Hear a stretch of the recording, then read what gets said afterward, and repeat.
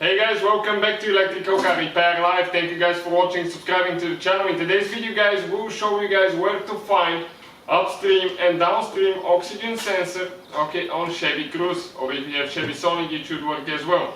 So now guys, oxygen sensor upstream is known as sensor 1 and downstream is known as sensor 2. So if you have a code and engine light on related to any of these two, we'll show you where you can expect to find them.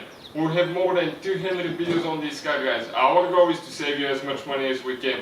All we need in return, like and subscribe to the channel guys. Thank you for the support. So, most of the mechanical videos guys will be on our main channel, How to Repair guys. Check it out. So, looking at the engine this way now, let me explain things a little bit. You can see this is your exhaust right here, exhaust manifold. And that's where you're going to locate your oxygen sensor, usually on the exhaust manifold. The upstream oxygen sensor is the one right before the catalytic converter. And what's the purpose of that one? Okay, it reads the fuel level and oxygen level ratio, okay, in the exhaust, and it adjusts the computer to know how much fuel to spray, how much air to let in the engine, so it can run really good, efficient, and the emissions will be at their lowest levels. So this is known as the oxygen sensor 1 or upstream oxygen sensor. So this is it guys, right here. And you can see this is the connector, super simple, you press in here and you pull it out. Now what we use guys to replace those, okay, this is a special socket for oxygen sensors. You can check it out guys, we'll have it listed in the description of the video below. Okay, it goes like that, on top of the sensor, okay, and all we have to do, just use an extension and remove it, pretty simple.